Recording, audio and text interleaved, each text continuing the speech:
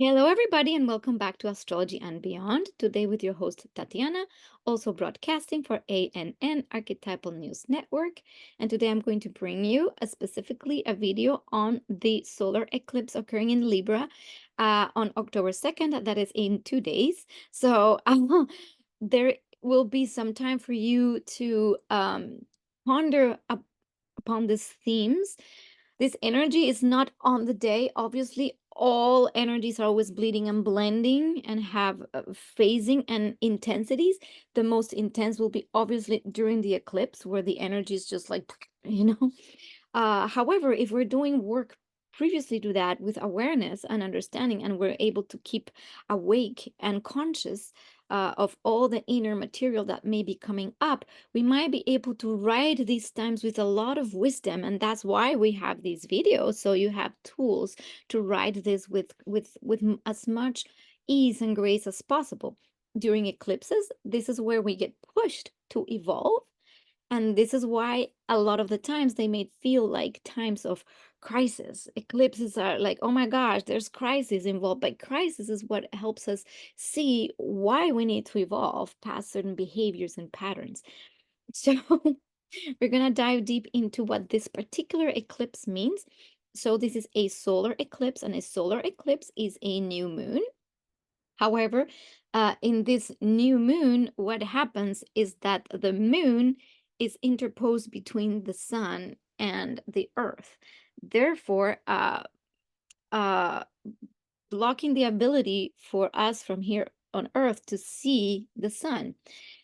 So the meaning, the general meaning of an eclipse is that whatever the energy or the sign we could say that this eclipse is in, it's either the energy is kind of like turned off, so all the shadow themes come up. It's almost like there's no capacity to see with awareness.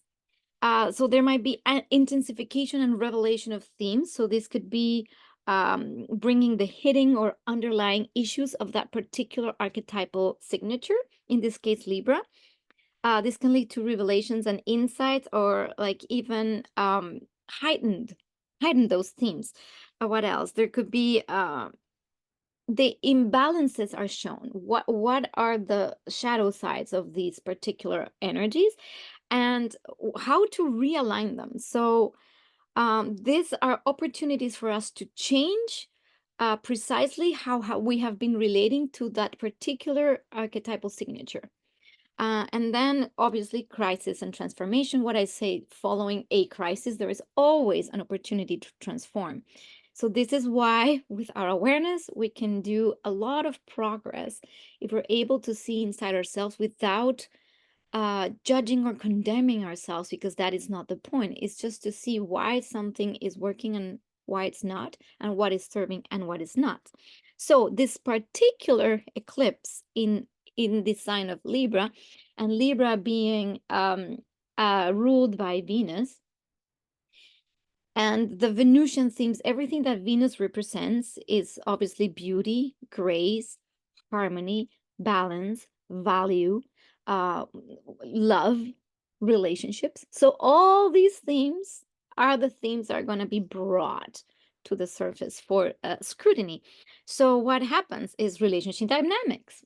So we've been having these eclipses in the Libra and Aries axis since July 17th, 2023. That's when the node moved into Aries. So these are themes that are not new. We have probably having these ongoing themes of relational energy, difficulties in partnerships, whether it is with our spouses, with our families, children, co-workers, friends, groups and associations. Everything having to do with relationship has been put to the test for like over a year. So this is a time, because we're coming to the closure of this nodal axis in April of 2025. This is like the last push for us to see and find the right balance between the group, the others, and myself. and my own being. Where have we been in imbalance with our own needs, desires, and true soul connection? And where have we been in with ourselves, and where have we been in imbalance with respect to others? This is where a lot of conflicts may be starting to resolve. These are also about karmic endings, because this is a south node eclipse, meaning it's a karmic closure of things. Maybe we have learned all the lessons and moved with certain people and situations that now need to end and be resolved and be dealt with. And it's also the so it's the closure of certain themes, and or the revamping of certain patterns that we are now wanting to close and finalize within our own beings with respect to those themes of autonomy, independence, and what we want truly for ourselves and our own personal needs, with how to balance and share and and have a healthy relationship with others, all the while not giving ourselves up completely. Because this is why in that sign of Libra, there's this like, the shadow is the people pleasing tendencies, is the complete obscuring of the Aries archetype, which is ruled by Mars, which is the will, the drive that just goes and doesn't really think of others or consequences. It's just courageously going forward. So this is really about the balance of these things. It's like, what am I courageously going for that represents my will, that is not my ego will, but is my divine will or my own soul blueprint, and courageously being able to fit that within the puzzle of others, all the while respecting, loving, and also understanding their own will, and non the non-judgment of each person's path, and how we can make all click together. This is part of our evolution as a society. If we cannot do that in our interpersonal relationships with our spouses, children, families, friends, groups, it's very difficult that we'll ever reach a harmonious space. Why? Libra, or that archetype, is also about the balance. It's the scales. It's not that balance is, Libra is not about being in balance. It's about the constant balancing act. That's what it is. It's never really static. It's about seeing what has been out of balance so we can put it back into harmony. Um, so this is why it's really important. So we will be challenging, obviously, this eclipse will be challenging the people-pleasing tendencies, and also the transformation of social connections in general. And also even aesthetics. It's like Venus is also uh, in charge of beauty, aesthetics. And so there might be a need also to revamp how we see things, what connection we have to beauty, value. Um, and there will be a deep, deep need to strive for true balance. And what is true balance? So, um, it's the inner balance. The true balance is being at peace with self. And the true balance comes when we can also see our feminine and masculine energies in balance, right?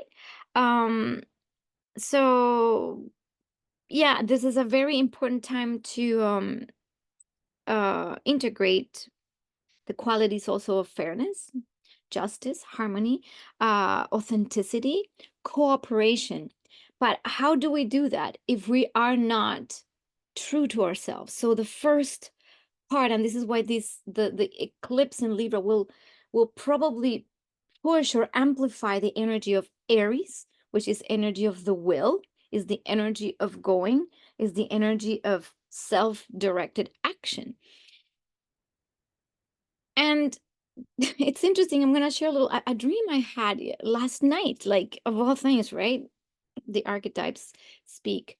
I had to go somewhere, take a train, uh, and I was with my partner and some other people, and they left me at the train station, and I had to go on this trip by myself, and I felt this deep kind of sadness of having to do this all by myself.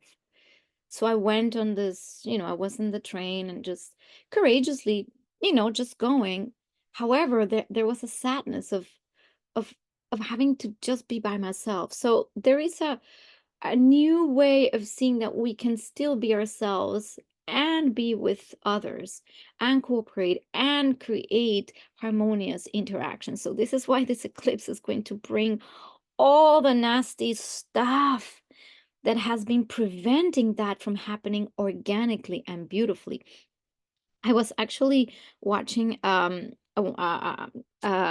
Colombian astrologer that I really like, Juan Carlos Gomez, and on this same topic, and he mentioned something that I really liked. I mean, in his he was with another astrologer, and I'm like, oh, this is really cool what they say about this, because um uh it was about the nature of the have to versus the want to. Like having to do something is the weight of that patriarchal society that comes with expectation versus the desire to want to do something because there's a deep reason that not only is personal, but it's also helping the collective or the family or your spouse. It's like the natural desire for doing things. And this is where strictures and we're going to be like finding these tensions uh, between the strictures of of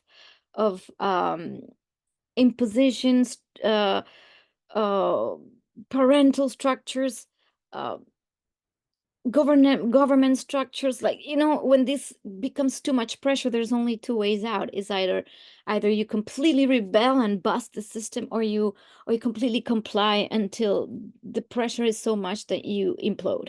So this is why the pressure of people pleasing or is either going to explode into conflict and just go, this is enough, this needs to change, or there's going to be this complete crippling that we're not going to be able to have anything other than like being suffocated. So where is the self in all this?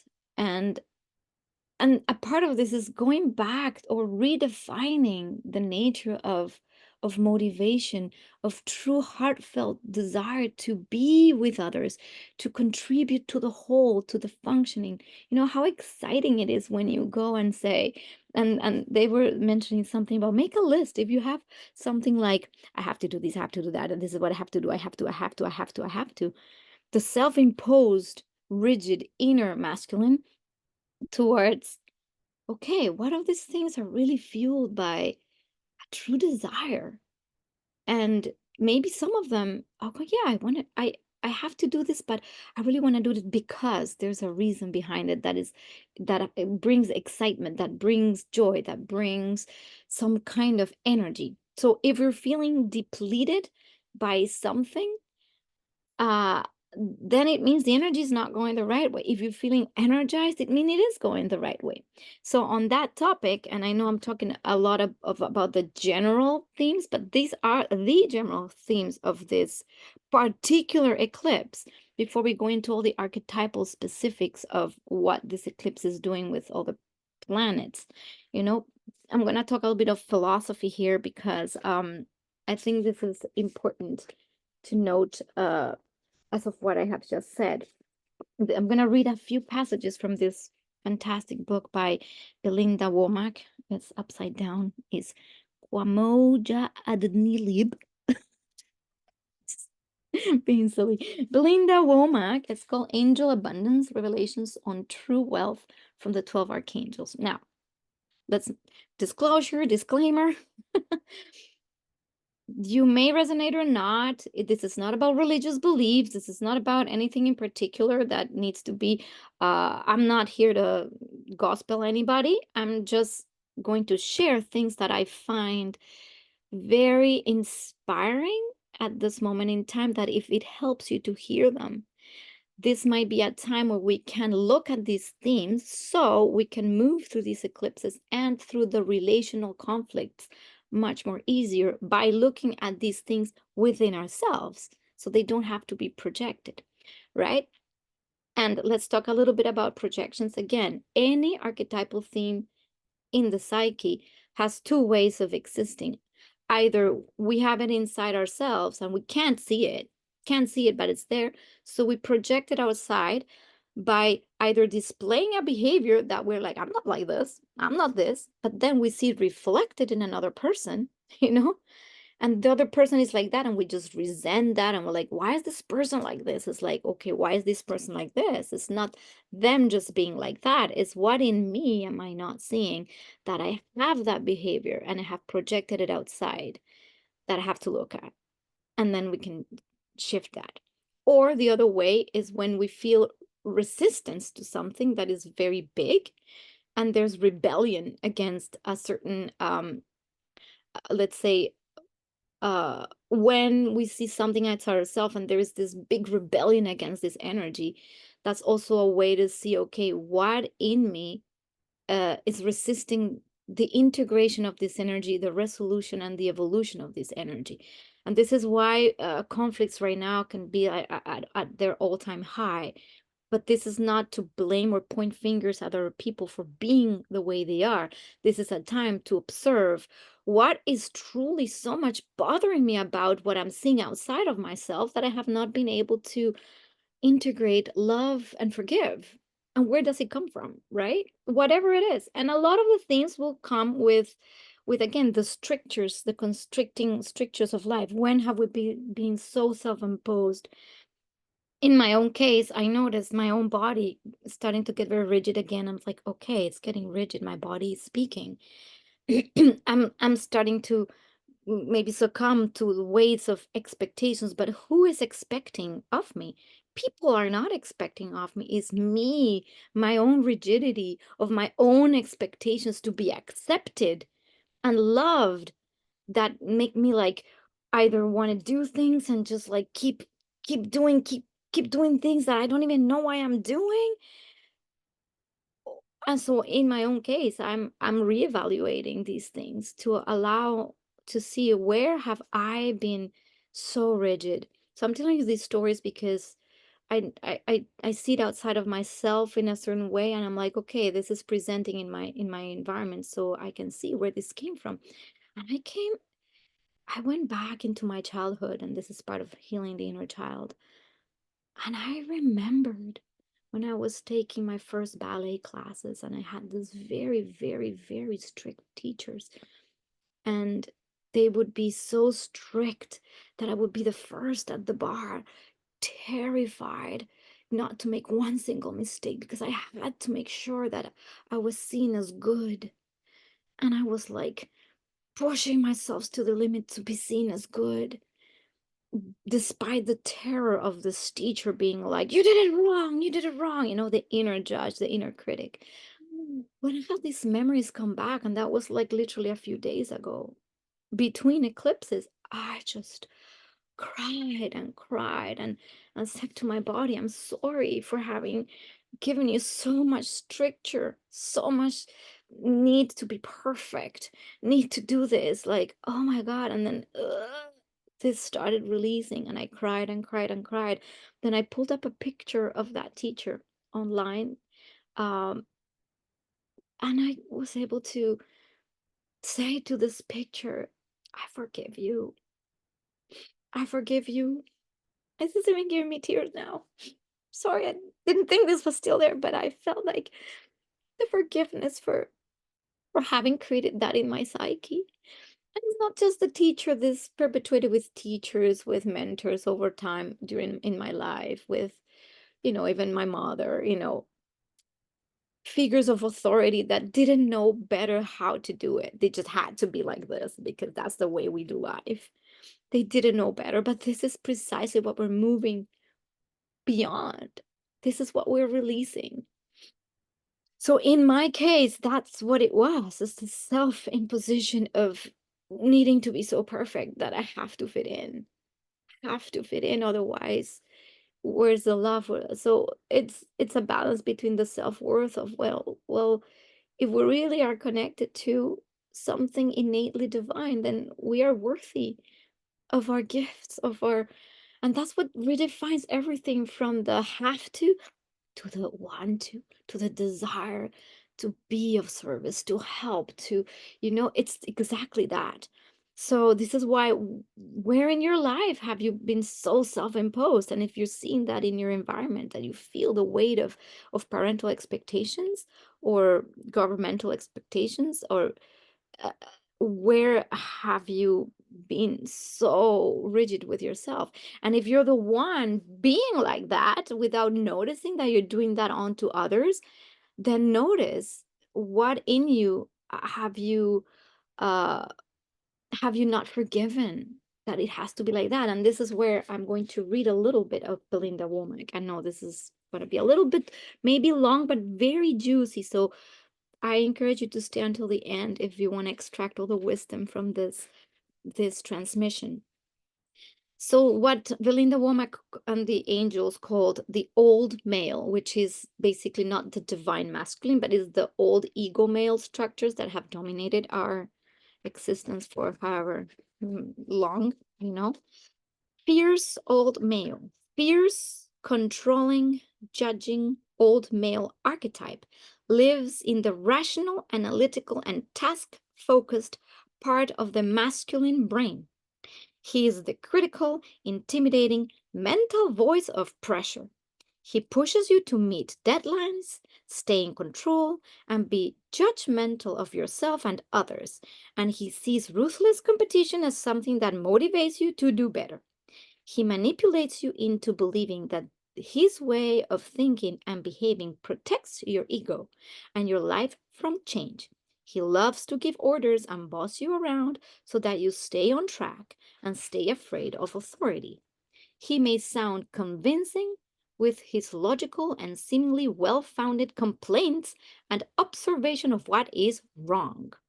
He lets you know when you don't measure up compared with another, and he encourages you to never be satisfied with what you have accomplished or with what you have acquired. His influence will tell you to never question or confront authority, whether they are right or wrong, and to stick with the status quo and play it safe.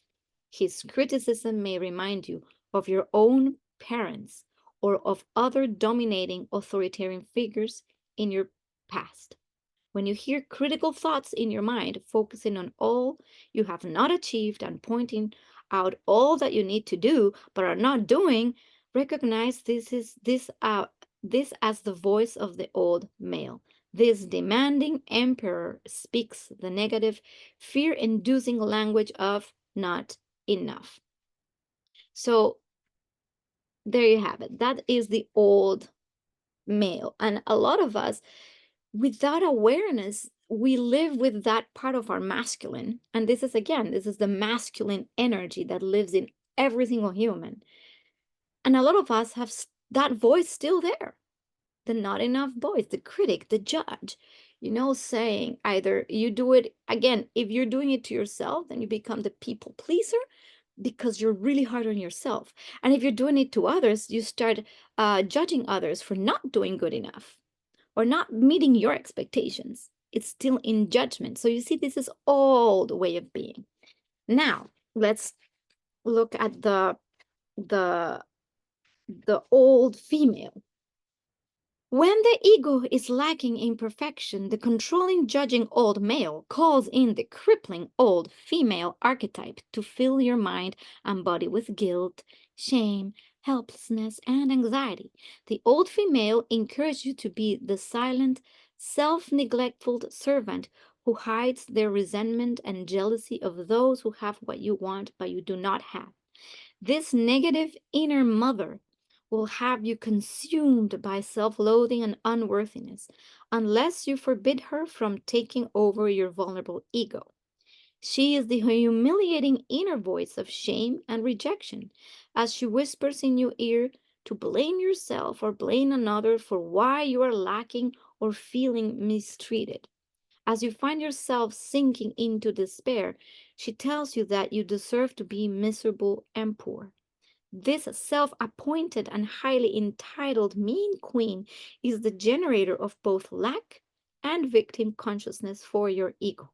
The old female, together with the old male, will make you think and feel that you have less intelligence, ability, and opportunity than others and that your best hope is to find someone who will take care of you if you sacrifice your life to be the caregiver. So this is the quintessential, I I have no choice. There's nothing I can do. I'm poor me. This is the very poor me that is the receiver of all the um of all the like I don't deserve to. I don't the non-deserving, the voice of shame and guilt, and so these archetypes are being now evolved into something that it's very appropriate for this eclipse: transforming leadership and the misuse of power. And this is something that we'll see again, because as Pluto just moved back into Capricorn, it's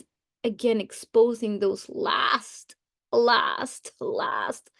bits of how power has been so it's no longer serving to be at the top. We need to come back to self-empowerment and self-authority. This is very important, having the responsibility and the integrity for our own decisions and choices that we can also stand behind. Like if I made a choice of any kind, I need to be responsible for that choice and how that plays out in my environment. So this is taking responsibility for my own choices.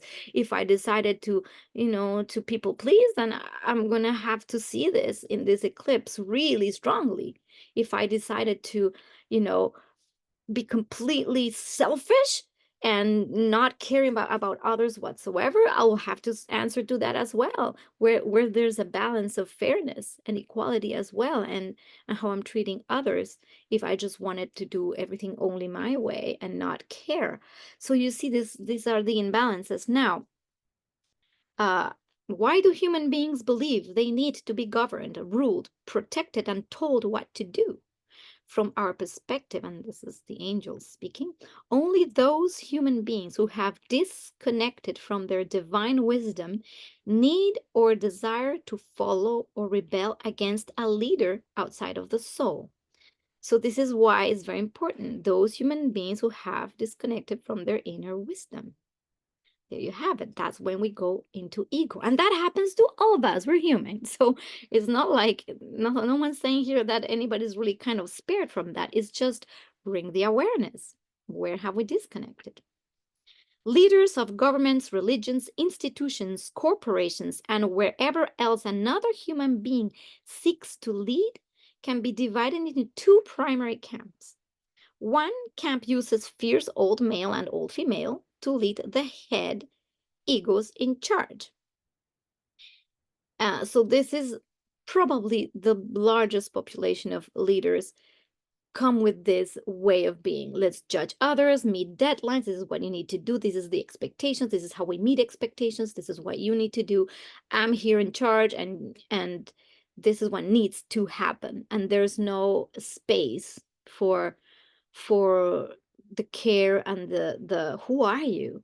So this is one way of leading that we've seen in most of our society. Okay. In another much smaller camp, the leader leads with their heart power and soul's direction. When the leader who is leading from the ego thinks they are leading from soul, then they may deceive, manipulate, and confuse everyone, including themselves. And this is kind of what is the trickiest part: is how do we truly see whether or not we're connected to soul? And we think we're leading in the best of intentions. And this is, again, not to judge a leader, but let's say in our world, there's someone that really believes this is the way, this is the only way this needs to be done because it's going to be good for so and so. And let's take, I don't know, from corporations and people that believe genuinely that they're doing something really good for others, therefore enrolling them in it has to be this way, and then making them believe that that's the way, but not allowing them to feel in their hearts whether or not that is true for them. And therefore, that's when we have a bunch of people just following like sheep or sheeple, right? And again, that doesn't mean that the leader is doing it wrong. It just may mean that they themselves are thinking that they're doing the greater good. They're connected to the heart, but in reality, anything that bears any judgment towards another thing, or living thing or non-living thing, that judgment already has the old male in it. Anything that, well, it shouldn't be, it shouldn't be. That's it. Right or wrong, that's it. We are already there. So this is the right way, this is the wrong way. That's how you know. The state of non-judgment is very tricky, because this is when you literally go, it is what it is. It is what it is. And I did speak about, the other day, I brought up the Four Noble Truths that a dear friend, Maggie Calder, brought from the wisdom of the Buddhist perspective, where one of the principles or pillars is, it is what it is. It's just it's the complete surrender to things being what they are, without the judgment of why they are that way, or trying to change and manipulate and more controlling, just the observation and the compassion. So this is what we're moving into. This is not necessarily easy, but I feel very passionate about bringing this over in the conversation. And please let me know in the comments below if any of this is making sense to you, if you're resisting this information, or if you're like, oh my God, I've never thought of this. I would love to hear from you. Uh, so ego wants instant gratification, and when they have fierce old male in the driver's seat, they can act from a self-righteous mindset that tells them they can have whatever they want. They believe they have the right to take it from wherever and whomever they think has it. Not only do they justify taking, but they may also enlist their followers into taking for them. And this is when a lot of people disconnect from their own inner guide that says, this is not in alignment with me, my purpose, my soul, and my inner knowing that this is not what I should be doing." Again, is it wrong or right? No, it's just every person has a divine essence guiding them. uh mm, Fierce old female may have seduced you into believing that you are a victim of the current and past decision makers. Basically, well, the governments do that. There's nothing I can do about it. I just have to, suck it up and go with the program, right? Including your parents, coaches, school teachers, and medical advisors.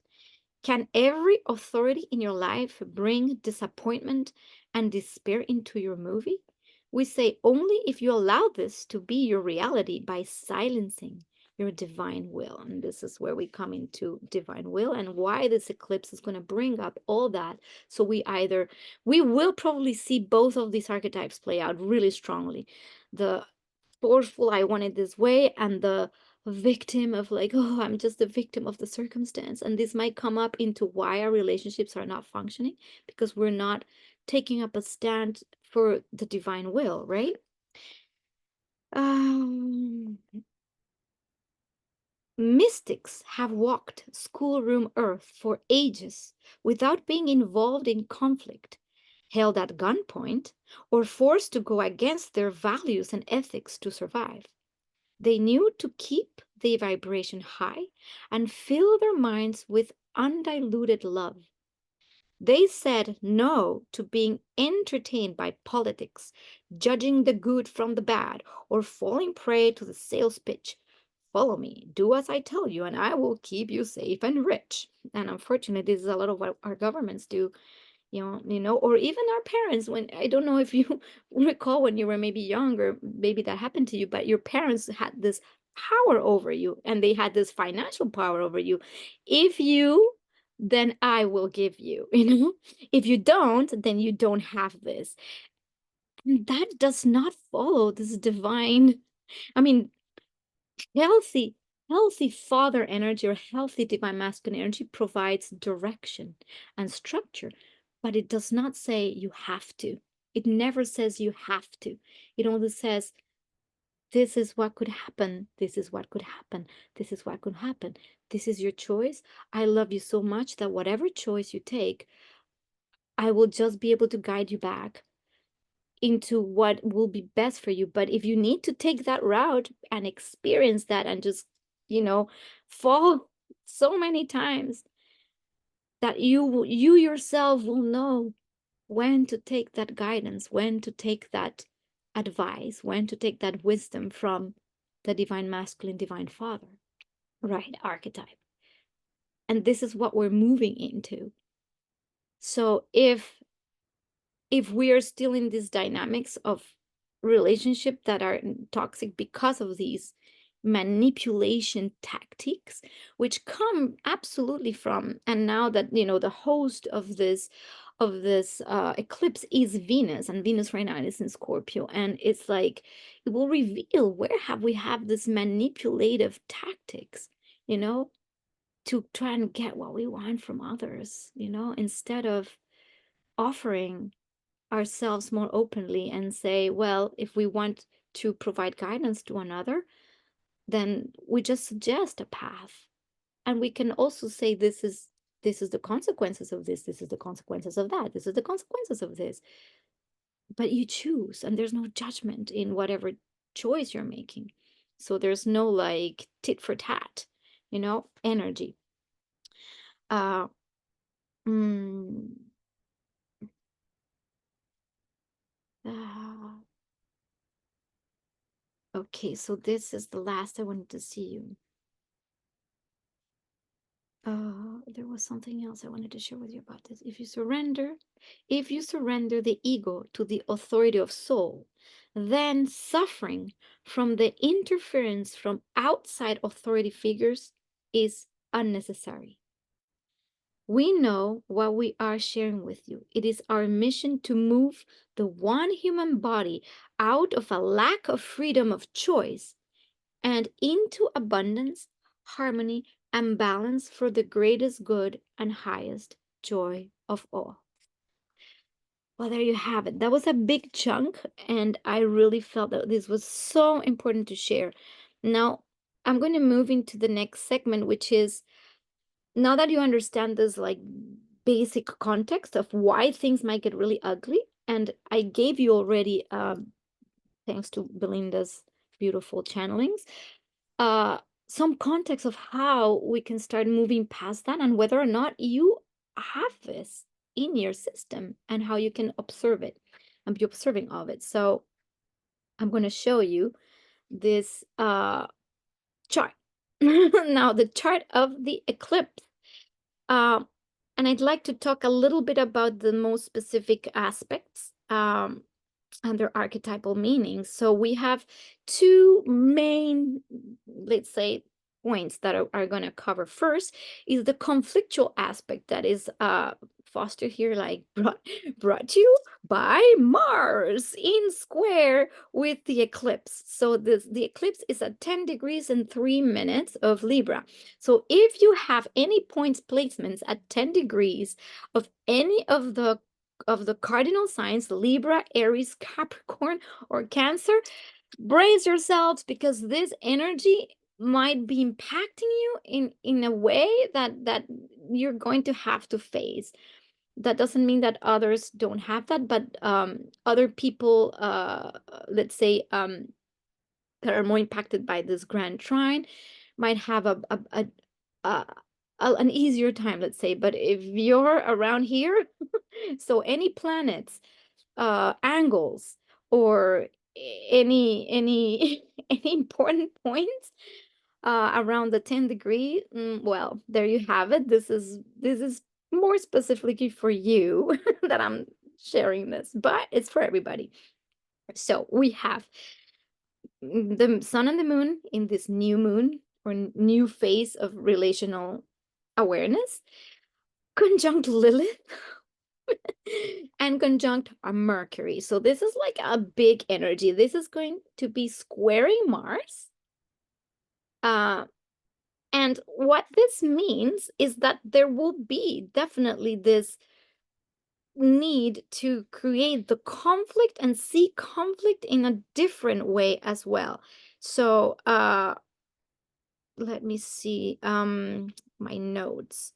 So there will be a heightened emotional conflict, and it's emotional because we also have these Venus, Mars, and Saturn moving through, so the host of the eclipse, Venus, through a grand water trine. So there might be a lot of emotion that wants to move to the surface to be released. So what can happen if we're unconscious is that there might be so much emotional conflict and like, that emotional intensity. Um, and we might need to seek balance in how we communicate things.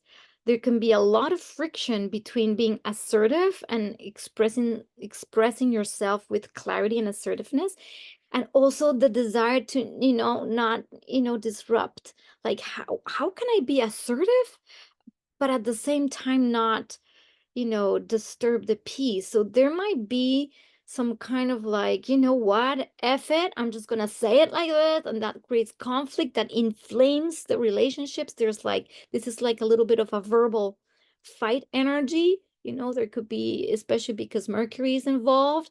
So it might be just more like, the bullets through the word that could come out with that Mars energy. So the assertiveness and the will might not necessarily come gently. It might come with like a rock and not a flower. So it's like you can just be so fed up. You can just blurt stuff uh, that could be very harmful and not necessarily really thought out. It could come from deep emotions.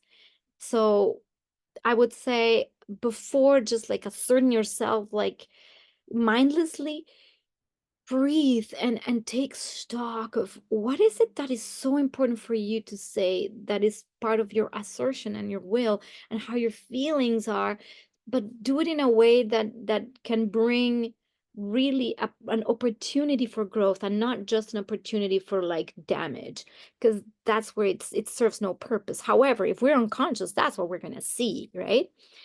Internal and external power struggles, and and this comes also for from the need to assert your personal needs to be well and safe, and the unexpressed desires that you might have been like repressing for a while because of the need to please and please and please and please and please, and then that fed upness builds up into this like rage, and this rage might come out in a very unpleasant way. So again, before the conflict explodes in a nasty way, find containers that can create a good supportive environment for negotiation.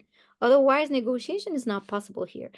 This might be the time where alliances, relationships, and things that have completed their karmic cycle will just dissipate and go, see ya, this is no longer, this is complete. However, I will insist that if there needs to be a parting of ways, whether it is a divorce, whether it is closing up a relationship that, or a friendship that no longer is supporting your energy but is draining it, whether it is groups of people or a job in an environment that is toxic for you, where you're not growing, wherever you're leaving behind, please, please, please use one of the most divine tools for actual resolution, which is forgiveness. Forgiveness. What is forgiveness?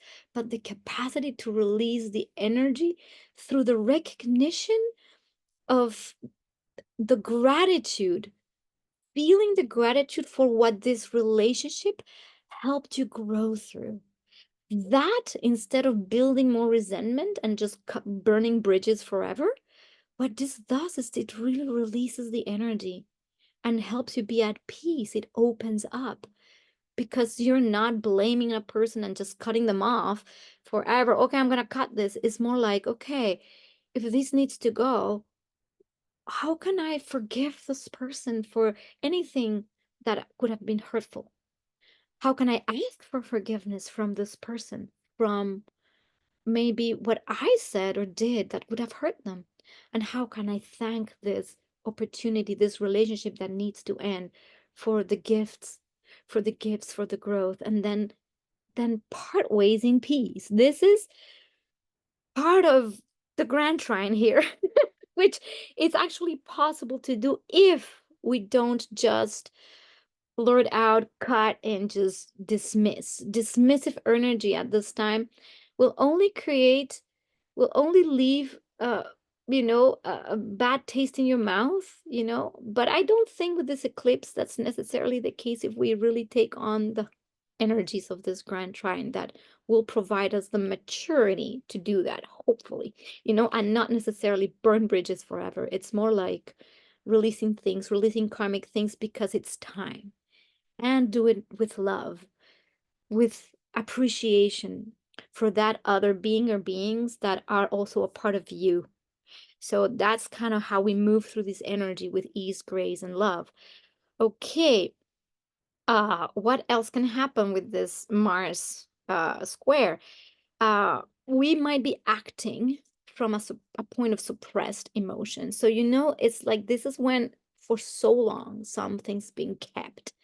And then the action just reflects that. It's like we just like burst.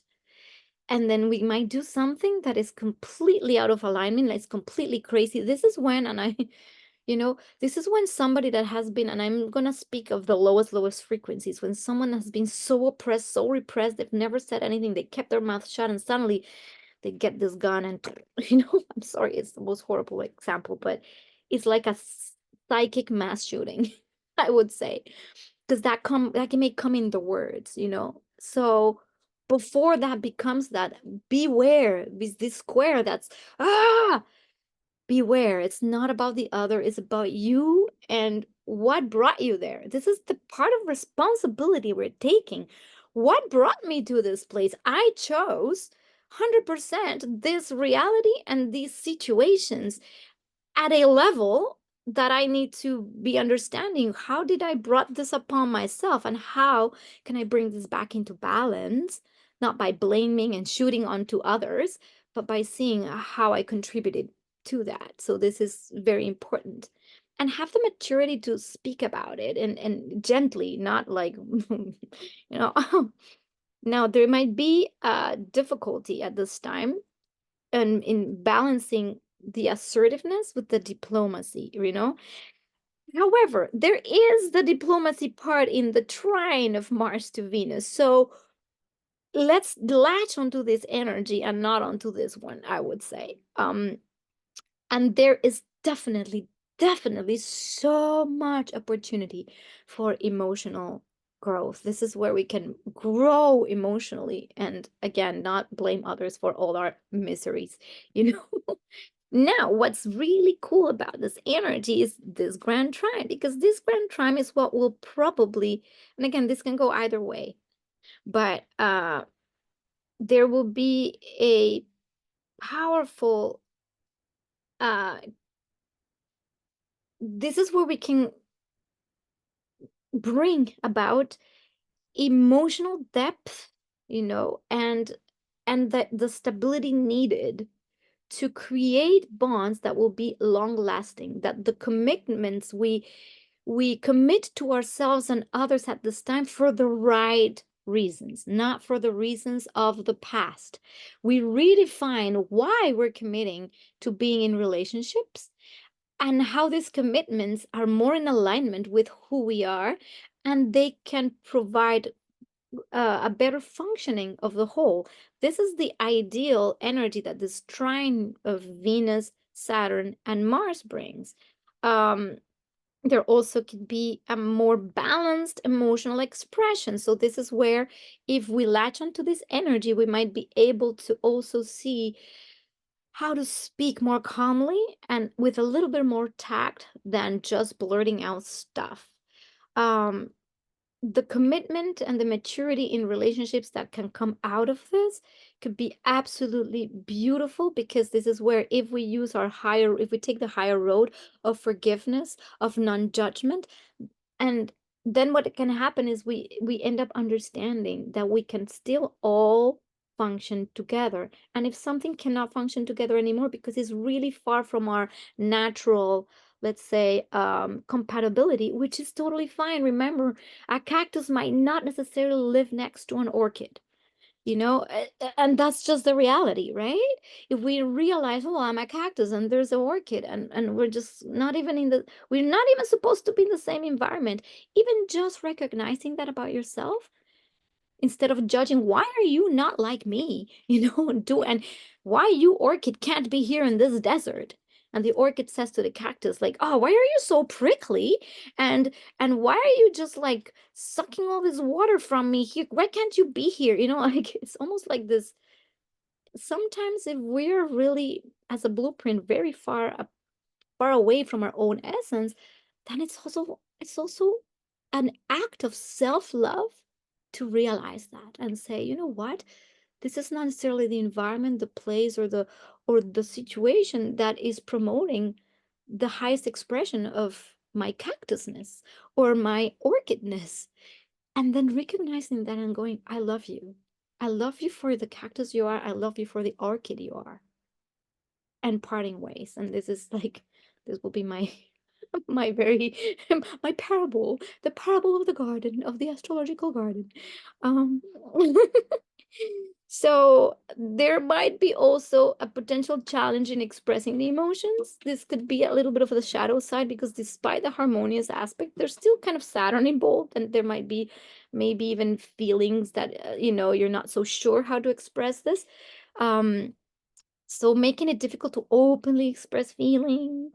So we we just need to channel the Saturn energy with the maturity that Saturn provides. Now I'm going to read um, a little blurb from Ren Butler, The Archetypal Universe, on Venus and Mars and Saturn in harmonious aspects, so we can actually take also the best of this energy to our advantage. So satisfactory working partnerships, steady state romantic feelings, romantic commitment and courage, a regulated flow of sexual energy, tempered desire and passion, a responsible expression of sexual feelings, knowing when to quit or give up romantically, uh, romantic and sexual integrity, a graceful diffusing of conflicts with love,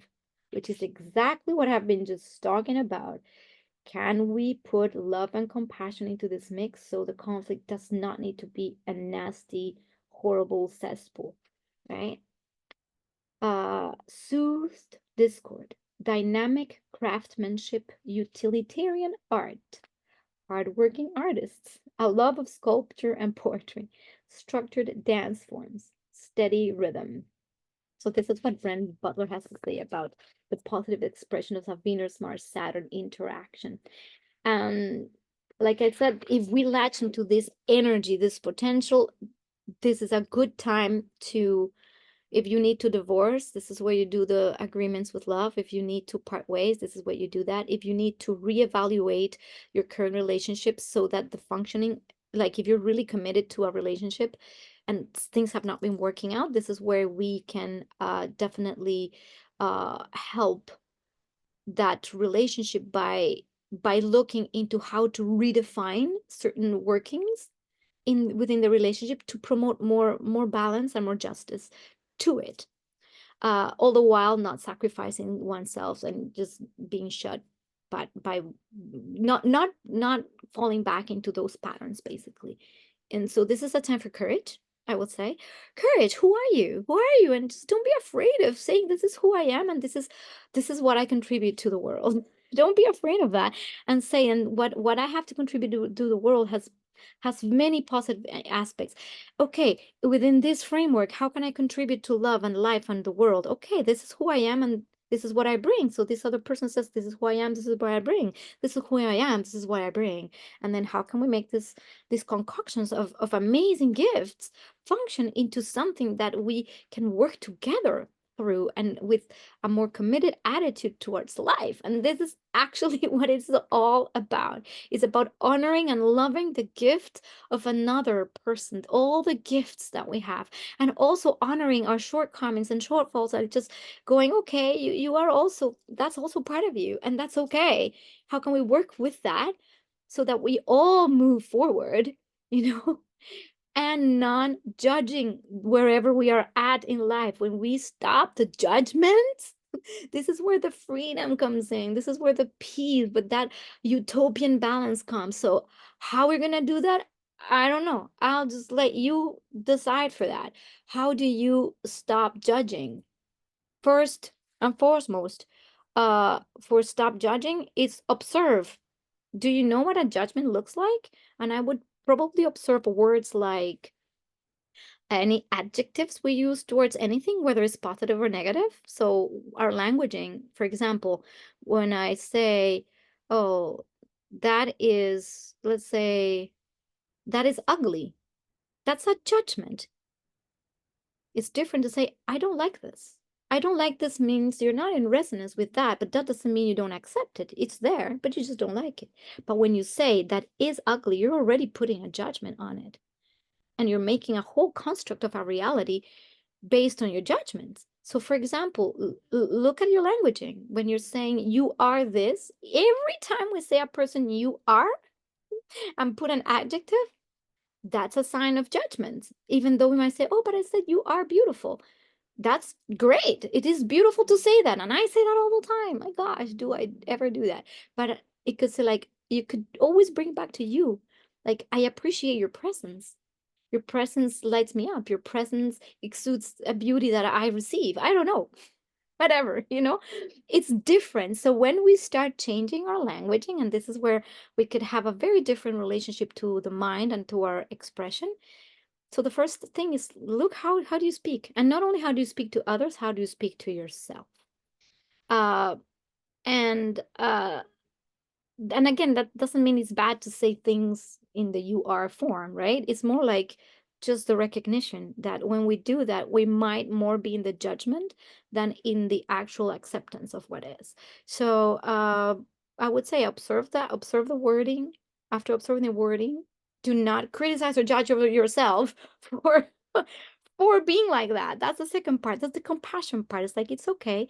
This is the language I received from eons and eons of language being passed on with judgment, you know? So, okay, how can I start changing that?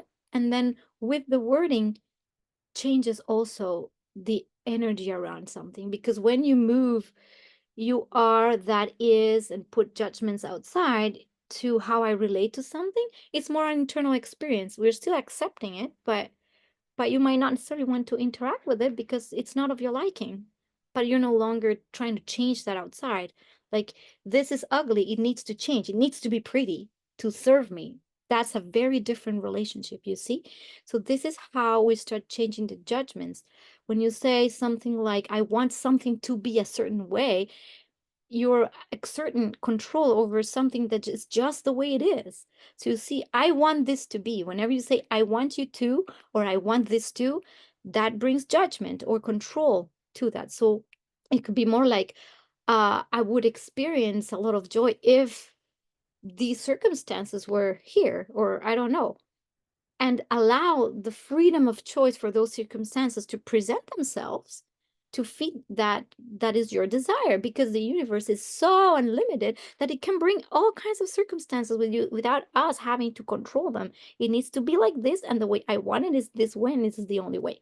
And you're on the receiving end of that, therefore you have to change to to um to meet this. And that's what we're trying to move away from. I know it's hard. I do it all the time too. So this is, I'm in the process of self-observing also my judgments and the way I speak. So forgiveness to oneself as well. How do we speak to self? How do we speak to others? And that's one little way that I'm giving you to start practicing. If we can practice that, then maybe you might get a little bit more of a more conscious eclipse part. If you're listening to this and you are in the midst of some kind of relational conflict, this is a way that you can take this energy.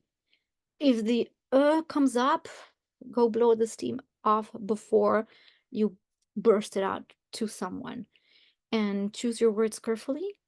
I think that would be the very most wise thing I have to say is, like, choose your words carefully, because words are as sharp and as damaging as bullets.